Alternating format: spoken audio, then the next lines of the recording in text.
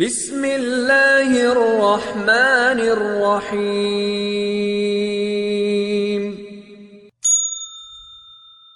الحمدللہ رب العالمین، الصلاۃ والسلام علی رسول الامین والعاقبۃ للمتقین، اما بعد فاعوذ باللہ السمیع العلیم من الشیطان الرجیم من ہمزہ ونفخہ ونفثہ، رب اشرح لی صدری ویسر لی امری واحلل عقدۃ من لسانی یفقہوا قولی۔ پیارے دوستو، بھائیو، بہنوں، سب کو اسلامی طریقے سے خوش آمدید کہتا ہوں۔ السلام علیکم ورحمۃ اللہ وبرکاتہ۔ رمضان کے اس مہینے میں سوالات کا سلسلہ بھی جاری ہے، تو ایک سوال جو اہم ہے کہ کچھ دوستوں نے یہ پوچھا کہ یہ جو سورہ بقرہ کی آیت نمبر 187 ہے، جس میں اللہ سبحانہ کہتے ہیں وَكُلُوا وَاشْرَبُوا حَتَّى يَتَبَيَّنَ لَكُمُ الْخَيْطُ الْأَبْيَضُ مِنَ الْخَيْطِ الْأَسْوَدِ مِنَ الْفَجْرِ ثُمَّ أَتِمُّوا الصِّيَامَ إِلَى اللَّيْلِ۔ تو اس میں اللہ سبحانہ کہہ رہے ہیں کھاؤ پیو یہاں تک کہ تمہیں واضح نہ ہو جائے سفیدی رات کی سیاہی سے جو فجر کی ہے۔ ثم اتم الصیام الی اللیل، اور پھر روزے کو مکمل کرو رات تک۔ تو یہ رات کیا ہے؟ یہ رات تک کا وقت کیسے ہمیں پتہ چلے گا کہ رات کا وقت کیا ہے؟ تو یہاں پہ کچھ دوستوں کے درمیان ایک چھوٹی سی بحث صرف جاننے کے لیے، تو ان میں یہ تھوڑا سا اختلاف ہوا۔ تو سب سے پہلے یہ بات جان لیں کہ دین میں،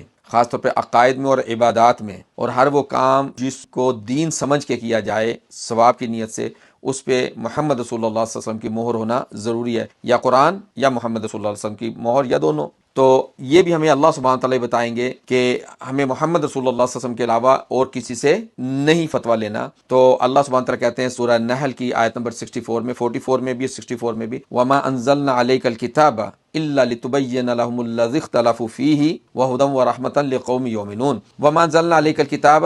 ہم نے جو تم پر کتاب اتاری ہے، یہ اس لیے اتاری کہ آپ صلی اللہ علیہ وسلم بیان کر دیں ان لوگوں کو جن کا اس میں اختلاف ہو رہا ہے۔ مطلب کسی بھی آیت کے اندر اختلاف ہو رہا ہے تو بیان کون کریں گے، واضح کون کریں گے؟ محمد رسول اللہ صلی اللہ علیہ وسلم۔ یہ اس آیت کا جو حکم ہے اللہ کی طرف سے کہ محمد صلی اللہ علیہ وسلم بتائیں گے۔ اب محمد رسول اللہ صلی اللہ علیہ وسلم نے ہمیں روزوں کے تمام احکامات کھول کھول کے بیان کر دیے۔ تو حدیث ہمیں ملتی ہے صحیح بخاری میں، عمر رضی اللہ عنہ سے حدیث ہے کہ اس میں اللہ کے نبی صلی اللہ علیہ وسلم کہتے ہیں کہ روزہ کس ٹائم کھولنا ہے، روزہ کس ٹائم کھولنا ہے۔ قرآن نے تو کہا نا ثم اتموا الی اللیل، تو پھر تم اس کو مکمل کرو رات تک۔ تو وہ رات کا کیسے پتہ چلے گا کہ یہ رات ہے؟ تو رات کے لیے 3 نشانیاں بہت ضروری ہیں، 3 نشانیاں بہت ضروری ہیں۔ وہ کیسے؟ کہ یہ بھی ہمیں حدیث ملتی ہے صحیح بخاری میں، عمر رضی اللہ عنہ سے حدیث ہے، تو اللہ کے نبی صلی اللہ علیہ وسلم کہتے ہیں اذا اقبل اللیل من ہاہنا وادبر النہار من ہاہنا وغربت الشمس فقد افطر الصائم، کہ جب ایک طرف سے رات آنا شروع ہو جائے اور دوسری طرف سے دن چلا جائے یا جانا شروع ہو جائے، اور تیسری شرط ہے وغربت الشمس، اور شمس جو ہے سورج جو ہے وہ ڈوب جائے، تو اس وقت روزے دار اپنا روزہ افطار کر لے۔ اب یہ جو غربت الشمس ہے یہ بہت ضروری ہے کہ سورج کا ڈوب جانا، صرف اندھیرے کا ہونا نہیں۔ تو اس میں ایک دفعہ یہ بھی حدیث صحیح بخاری میں بھی ہے اور مختلف اور کتابوں میں بھی ہے، جہاں یہ ہے اسماء بنت ابی بکر رضی اللہ عنہ سے کہ وہ کہتی ہیں کہ افطرنا علی عہد رسول اللہ صلی اللہ علیہ وسلم فی یوم غیم، کہ ہم نے محمد صلی اللہ علیہ وسلم کے دور میں ایک دفعہ افطار کر لیا فی یوم غیم، یعنی ایسا دن جس دن بادل وغیرہ چھائے ہوئے تھے، تو رات ہو گئی، ایسا لگ رہا تھا جیسے رات ہو گئی ہے، تو ہم نے افطار کر لیا۔ ثم طلعت الشمس، پھر جو ہے سورج نکل آیا، یعنی جب بادل چھٹے تو سورج آ گیا۔ تو اس کا مطلب ہے کہ وہ روزہ جو انہوں نے افطار کیا تھا کہ اندھیرا بھی آ چکا تھا، لیکن کیونکہ وہ بادلوں کی وجہ سے تو پتہ نہیں چلا، تو شمس جو ہے نا بعد میں سورج جو نکل آیا، تو پھر جو راوی سے پوچھا گیا تو کیا روزے کی قضا ہوئی تھی؟ تو وہ کہتے ہیں تو اس کے علاوہ چارہ ہی کیا تھا، بد ذالک، یعنی اس کے علاوہ کیا چارہ تھا کہ اور قضا نہ کرتے؟ یعنی روز اس میں صرف اندھیرے کا نہیں بلکہ سورج کا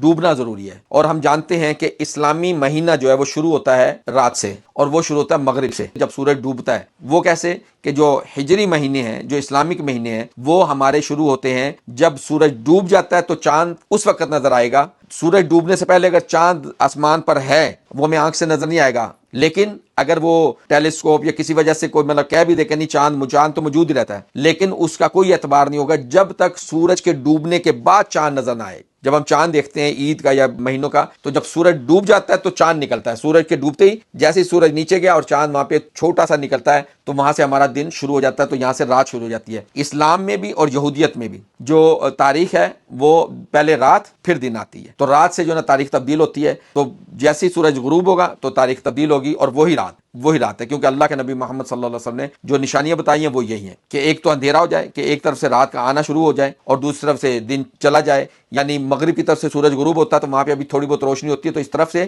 رات آنی شروع ہو جاتی ہے۔ تو اسی طرح جب وہ بنت ابی بکر رضی اللہ تعالیٰ عنہ کی جو حدیث ہے جس میں وہ کہہ رہی ہیں کہ محمد صلی اللہ علیہ وسلم کے دور میں ہم نے روزہ کھول لیا اور بعد میں جو نا مطلب وہ بادل چھائے ہوئے تھے تو بعد میں ہمیں پتہ چلا، تو اس سے یہ پتہ چلا کہ سورج کا ڈوبنا ضروری، جیسے سورج ڈوبے گا دن کا آغاز ہو جائے گا۔ اب کوئی کہے کہ جی احتیاط کر لینی چاہیے، تھوڑا سا ویٹ کر لینا چاہیے تاکہ پکا ہو جائے، تو محمد رسول اللہ صلی اللہ علیہ وسلم جو ابو داؤد کی حدیث ہے کہ میں نے اس دین کو ایسے تمہارے سامنے واضح کیا کہ جیسے دن کے اجالے کی طرح،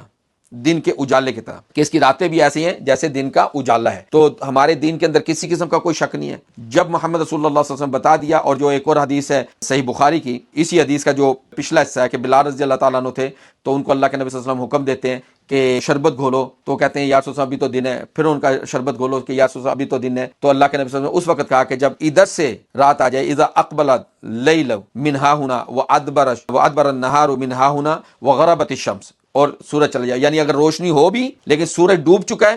تو وہ ہمارے لیے روزہ کھولنے کا ٹائم ہے، نہ کہ ہم اس بات کا انتظار کریں کہ بالکل اندھیرا ہو جائے اور تارا نظر آ جائے۔ تو تارا نظر آنے کی کوئی اس میں دلیل نہیں ہے، دلیل صرف اتنی ہے کہ اندھیرا چھا جائے، اور اندھیرا بھی یہ نہیں ہوگا کہ پورے آسمان پہ اندھیرا آ جائے گا، یعنی مشرق کی طرف سے جدھر سے سورج نکلتا ہے اس طرف سے اندھیرا آنا شروع ہو جائے، اور جو مغرب کی طرف ہے ادھر سے دن آہستہ آہستہ چلنا شروع ہو جائے، تو ابھی تھوڑا بہت اجالا ہوگا اور اس وقت سورج بالکل غروب ہو چکا ہوگا، تو وہ وقت ہے، تو اس کو کہتے ہیں لیل، رات۔ باقی اللہ سبحانہ تعالیٰ بہتر جانتے ہیں، واللہ تعالیٰ عالم۔ اللہ سبحانہ تعالیٰ سے اس دعا کے ساتھ ربنا لا تزغ قلوبنا بعد اذ ہدیتنا وہب لنا من لدنک رحمہ انک انت الوہاب۔ اقول قولی ھذا واستغفر لی